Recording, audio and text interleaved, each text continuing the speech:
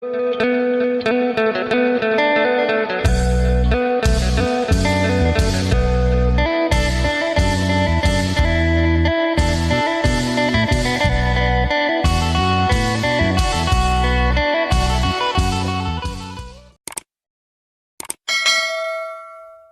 สบายดีและสวัสดีพ่อแม่พี่น้อง FC กันเมื่อสุคนบ่ว่าทางฝั่งลาวทางฝั่งไทยหรือต่างประเทศยินดีต้อนรับเข้าสู่ช่องบ่าวจำม่ำอีกแล้วบรรยากาศตะเวนขึ้นเช้าๆพ่อแม่พี่น้องกำลังจะไปหับแม่เฒ่าค่ำอยู่บ้านใหม่โดยว่าบ่ฮู้ว่าเพิ่นคือสิตื่นแล้วล่ะบ่าวจำม่ำก็สิไปหับแม่เฒ่าค่ำเพิ่นมาจูดถ่านพ่อแม่พี่น้องยามมื้อเช้า เนี่ยแม่เฒ่าค่ำเนาะมาหับแม่เฒ่าเห็นแต่ประตูเห็นครัวเปิดบ่ฮู้ว่าเพิ่นตื่นแล้วบ่คือสิตื่นแล้วล่ะพักเพิ่นพักบัวสบายดีแม่เฒ่าปาตอเฮ็ดหยังอะน่ะดังไฟดังไฟพิงบ่แม่เฒ่าโอ้โอ้ฮดพักแล้วแม่นบ่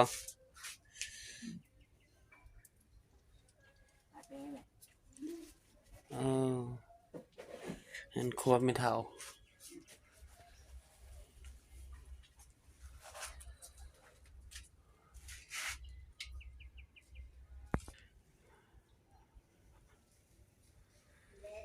แถมเพื่อนแม่เฒ่าฮะนอนอยู่พี่แม่เฒ่ากำลังแต่งเครื่องถ้าแม่เฒ่าเพิ่นอยากเมื่อจุดถ่านบ่จะม่ำเลยมาหับ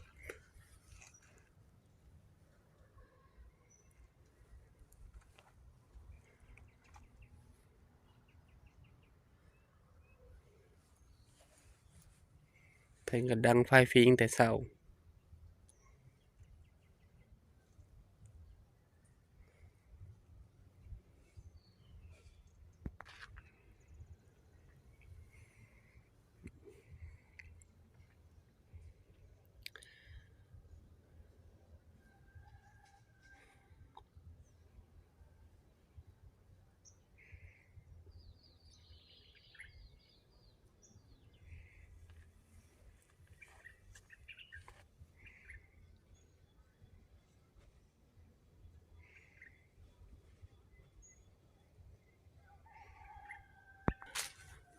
รอบๆบ้านแม่เฒ่า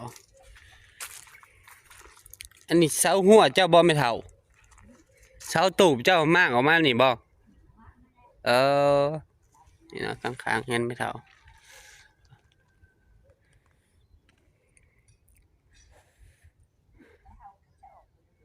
เอากระสอบ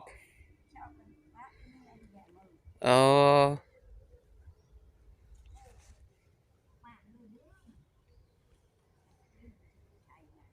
โดย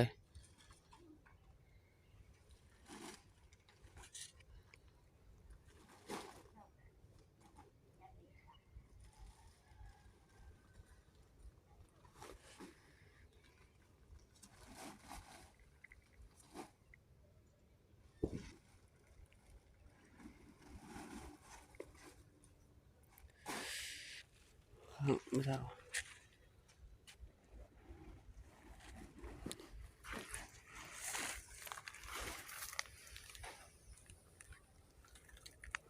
แม่เฒ่าเพิ่นกำลังเก็บกระสอบ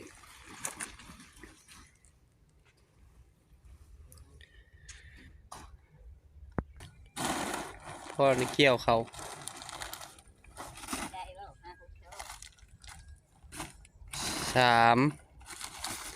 4 5 6 7 8 9 8 9สอบ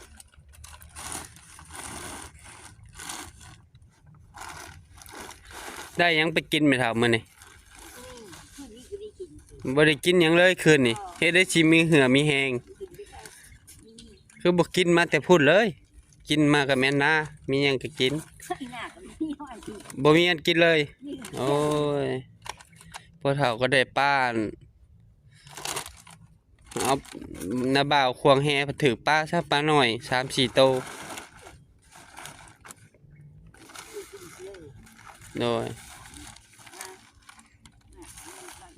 เป็นกำลังใจให้แม่เฒ่าคำเนี่ยเด้อพ่อแม่พี่น้องมาจะมามันก็สงสารอีต้นเผื่อชิยางไปฮอดเผื่อชิยางฮอดเตาถ่านว่าจะมั่มเลยอันไปหับไปส่งมือแดนลูกหลานมากับฝากถากมาน้ำเพลินมือใดแบบไม่เฒ่าบ่มีรถออกไปแล้วครับบัดจะมาออกมาหับโอ้เบี้ยมะหุงเจ้านี่ลายเนาะมันเฒ่า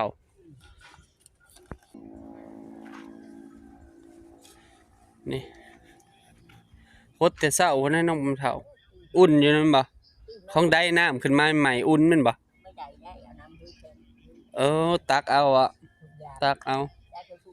ตักสิคูแล้วฮดไปบัดนี้สบายดีบอกลูกกำตื่นแต่เช้าเถอะลูกอนามัยว่าเห็ดยังนั้นพักคือกันเห็ดนั้นพักไว้เนาะพูด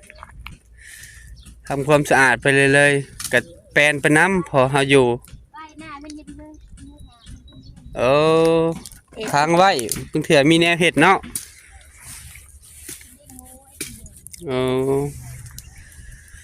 ดีแล้ว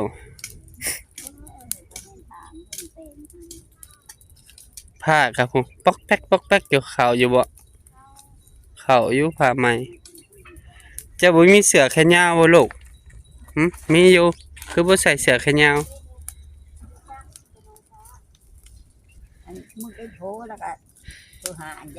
กินข้าวแล้วกินกันยังลูกหันหน้ามาดิกินกันยังปลาพกปลานิ่นหมกปลานิ่นแหน่ทางออกก็เอาคาดมาคาดในเด้อแก้วลายเด้อคาดกระสวนถมไว้คุดถมไว้การนี้กันเที่ยวไปได้กินแล้วก็เจ็บแล้วเหมือนเจ็บมาหูเจอนี่ฮะคือมาผู้ดีทำงานเนาะเป็นตื่นเจ็บนี่เชียจักมันตื่นเจ็บหูเจ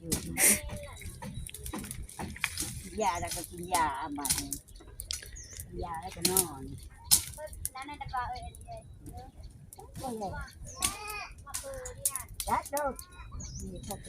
เฮิ่นน้องเอิ้นแหละทางไปมือละหน่อยก็แป้นเลยเด้อยากแทงนมให้น้องโอ้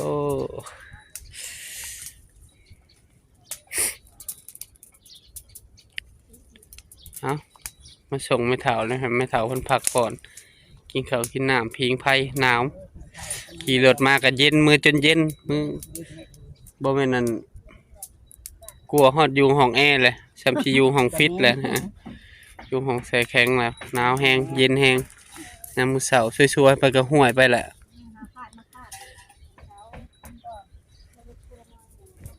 สบายดีตื่นแต่เช้าเลยหนึ่งข่าวแล้วบ่ยังไม่เท่าแล้วหนึ่งมาเลยไม่เท่าเรามากินพี่เพิ่นหนึ่งมาไหวแล้วมียังกินมื้อนี่บ่มีเลยโอ้ยเอากองพื้นแล้วมื้อนี่จูดบ่ถมสบายดีไม่เท่าปั้นข้าวเช้าแล้วบ่ปั้นแล้วปั้นกับหยังปลาสิเจ้าให้หากระเช้าหน่อย3ตู้เจ้าเอา2ตู้ปิ้งแล้วก็เป็นโดยไอ้เช้าหน่อย3ผู้เจ้าเอา2เฉพาะเพิ่นว่ากินหมกปลาเพิ่นเห็นหมกปลาสู่ลูกเพิ่นกินของแม่ของหำสบายดีพ่อเฒ่าเจ้าถากแย่นี่พ่อเฒ่าสบายดีปั้นข้าวเช้าหรือบ่สบายดีโดยเจ้ากินข้าวเช้าแล้วเห็นแล้วถากเฮ็ดหยังนี่พ่อเฒ่าเห็ดด้ามคาดเห็ดยาวๆในหนึ่งเพื่อบ่ฮ้อนเนาะ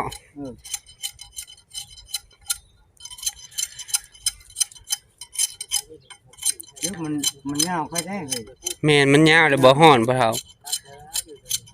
มันจะไม่ตายได้อยู่ ไม่ตายเด้ ไม่ตายไว้ได้ ไว้เด้อขนาดมื้อหนึงเกือบครึ่งละเฮาดีแล้วจะปล่อยข่อยพ่อเฒ่าเอ้ยมันงาม บ่ค่อยแห้งเลย บ่ปล่อยแห้ง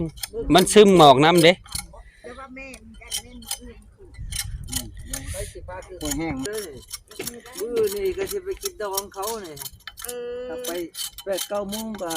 แล้วดอก อ๋อ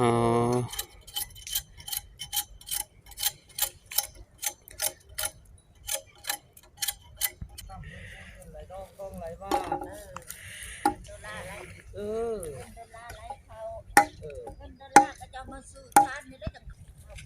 ฝากพ่อแม่เป็นกำลังใจให้พ่อเฒ่าคูณหน่อยเด้อพ่อแม่พี่น้องโดย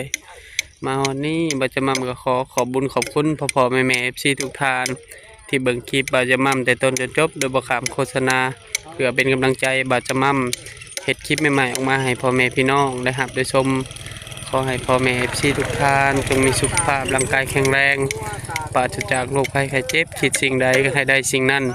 สมความมุ่งมั่นปรารถนาทำมาค้าขายซื้อได้ขายมานเฮ็ดธุรกิจอันใดประสบผลสำเร็จในหน้าที่การงานไปใส่มาใส่ก็แค้วขาดปลอดภัยเด้อพ่อแม่พี่น้องโดยฝากพ่อแม่พี่น้อง FC เมื่อทุกท่านกดติดตามบ่าวจะมั่มเด้อเป็นกำลังใจครอบครัวบ่าวจะมั่มโดยจะมั่มก็สิได้ขอตัวลาพ่อแม่พี่น้องไปก่อนนะเจอกันคลิปหน้าเด้อพ่อแม่พี่น้องบรรยากาศยามเช้าๆหนาวอากาศเย็นแห้งพ่อแม่พี่น้องเย็นหนาวไปครับแม่เฒ่าเพิ่นมาแล้วเพิ่นอยากมาจูดทาน